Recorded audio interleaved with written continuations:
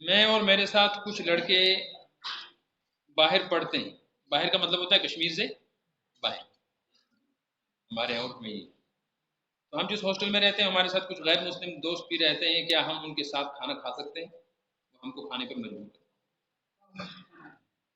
غیر مسلم کی ہوٹل میں اور ہاسٹلوں میں غیر مسلموں کے ساتھ رہنے والے لوگ جو ہیں ان کے لیے مسئلہ یہ ہے کہ ہر وہ چیز جو مسلمانوں کے ساتھ کھانا جائز ہے یہ غیر مسلموں کے ساتھ کھانا جائز ہے. غیر مسلم کی ہوٹل میں مجبوری میں کھانا کھا سکتے ہیں، کوئی گناہ. غیر مسلم کی دعوت بھی قبول کر سکتے ہیں بشرطے کہ ان کے ہاں جو دعوت ہو رہی ہے وہ دعوت ان کی مذہبی رسم والی کوئی چیز نہ ہو. مثلا ہولی دیوالی والی دعوت قبول نہ کرے. ایسے کوئی شادی کی دعوت ہے، ان کے یہاں بچہ پیدا ہو گیا، اس خوشی میں انہیں دعوت کر دی، کوئی حرج نہیں کر سکتے.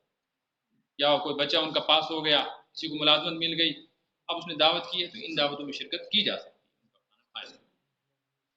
لیکن جو چیز شرعاً ناجائز ہے، مثلا شراب ہے، اس طرح حرام جانوروں کا گوشت ہے، یا حلال جانور ہیں لیکن یہ جھٹکا کر کے لائے، جھٹکا کر کے وہ کاٹا، تو یہ چیزیں جو کہ مسلمانوں کے ساتھ رہتے ہوئے بھی ناجائز ہیں ان کے ساتھ بھی ناجائز.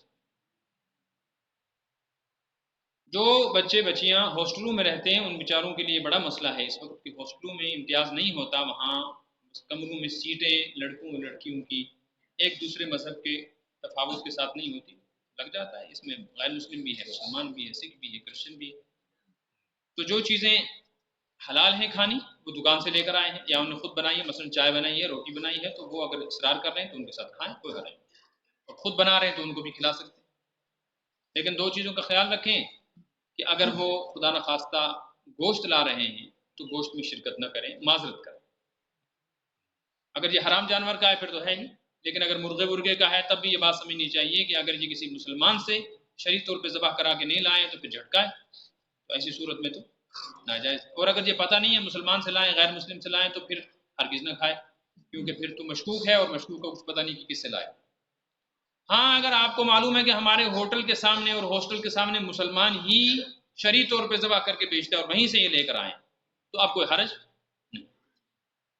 اس میں ایک بات اور بھی ذہن میں رکھنی چاہیے کہ اگر یہ پارٹنر جو کمرے میں ساتھی ہے جس ہوٹل میں آپ کھانا کھا رہے ہیں اس ہوٹل میں شراب پی جاتی ہے، تو جن برتنوں میں شراب پی ہے یا جن برتنوں کے اندر مردار کا گوشت بنایا اور کھایا گیا یہ سارے کے سارے برتن ناپاک ہو چکے.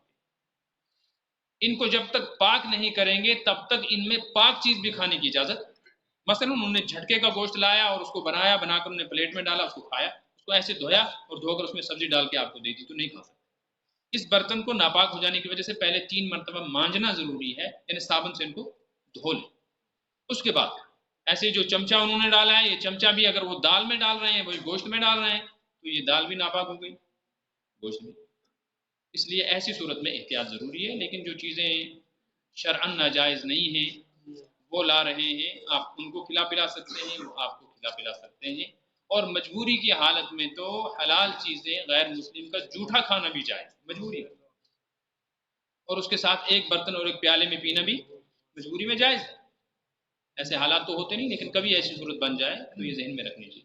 ورنہ ہم جو کچھ کھا رہے ہیں جتنا بھی پروڈکٹ مارکیٹ میں آ رہا ہے، مثالیں تک جو آ رہے ہیں ہمارے گھروں میں استعمال ہوتے ہیں، یہ کون سا مسلمان کوئی بنا رہا ہے یا کمپنیاں دے رہی ہیں؟ غیر مسلموں کی ہے. وہ اس ملک میں رہتے ہوئے ہمارے انسانی بھائی ہیں. اسلام نے ہمیں اس کی اجازت دی ہے رواداری کی، انسانی مساوات کی، کہ بحیثیت انسان ان کے ہمارے اوپر حقوق ہیں، ہمارے ان پر حقوق ہیں. ان حقوق کا لحاظ کرتے ہوئے جہاں تک ہم رواداری کر سکتے ہیں وہاں کریں، لیکن جہاں مذہب کا معاملہ بیچ میں آ جائے وہاں تو حدیث میں لا طاعۃ لمخلوق فی معصیۃ الخالق، جس بات سے اور جس کام سے اللہ کی نافرمانی یعنی شریعت کا حکم ٹوٹتا ہو وہاں چاہے وہ ماں باپ ہوں، رشتہ دار ہوں، دوست ہوں، ہمسائے ہوں، ہم مذہب ہوں یا دوسرے مذہب کے لوگ ہوں، ہرگز ان کی دلجوئی کے لیے ناجائز کام نہیں کر سکتے، ناجائز بات نہیں مان سکتے.